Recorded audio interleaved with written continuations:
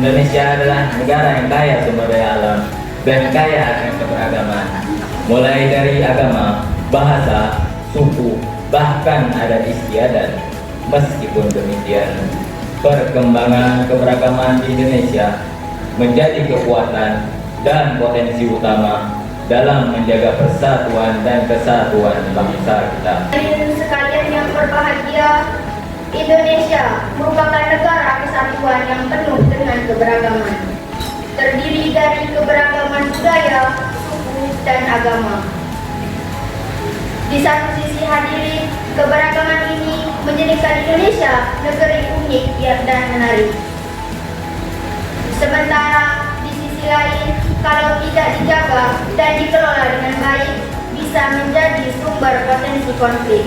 Hadirin, ini menjadi negara Indonesia, negara yang unik dan menarik.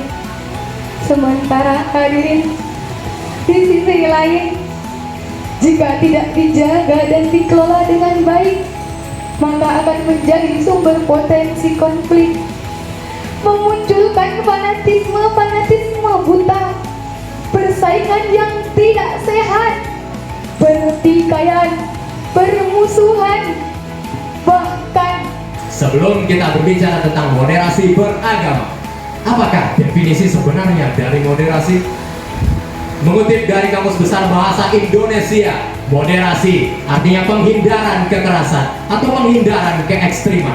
Lantas, apa yang kemudian dimaksud dengan moderasi beragama?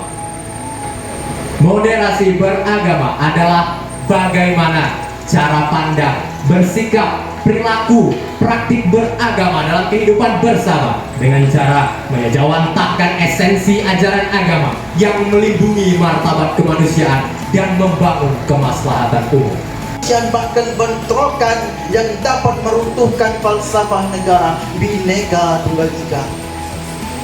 Pertanyaannya saudara-saudaraku, apakah kita rela bangsa yang besar ini, bangsa yang dibangun dengan susah payah ini, cucuran keringat, linangan air mata, bahkan genangan darah para syuhada, harus roboh karena kepentingan pribadi atau golongan?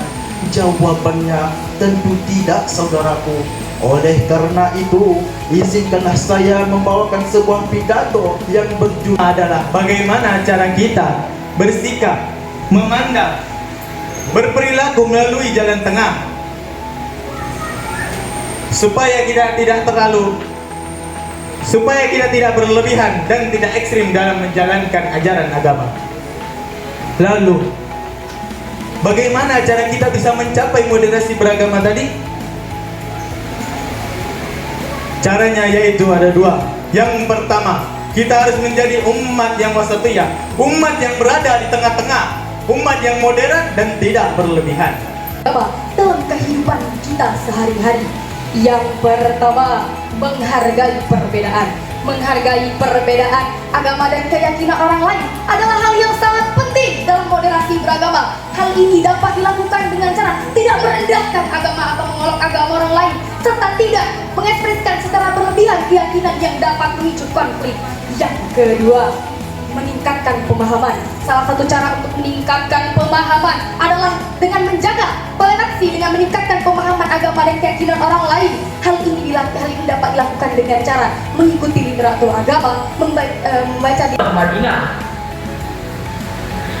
Hadirin sekalian, dari apa yang saya sampaikan tadi dapat disimpulkan yaitu Islam mengajarkan umatnya untuk saling toleransi dan hidup rukun, serta sikap toleransi yang kita lakukan akan menciptakan bahtera kehidupan yang damai dan penuh kasih sayang. Demikian yang dapat saya sampaikan, semoga bermanfaat bagi kita semua. Bila ada kekurangan atau tutur kata saya yang salah, saya mohon maaf tulus-tulusnya, karena kesempurnaan hanya milik Allah dan kesalahan hanya ada pada diri saya. Bila ada sumber ladang, boleh kita wal kitabah lil qiraah wal qiraah lil ma'rifah wal ma'rifah lil ibadah wal ibadah lillahi ta'ala.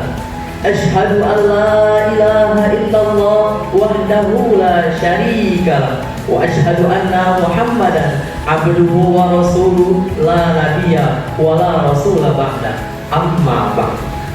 Dewan juri yang arif dan bijaksana, hadirin wal hadirat seiman dan seagama rahimakumullah. Pertama-tama dan yang paling utama, marilah kita panjatkan puji syukur kepada Cara kita bersikap, memandang, berperilaku melalui jalan tengah dalam beragama, supaya kita tidak berlebihan dan tidak ekstrim dalam menjalankan. Lalu, bagaimana cara kita bisa mencapai moderasi beragama tadi? Jawabannya ada dua, yaitu yang pertama, kita harus menjadi umat yang wasatiyah, yaitu umat pertengahan, umat yang moderat dan tidak berlebihan. Dalam Al-Quran surat Al-Baqarah ayat 143 menjelaskan,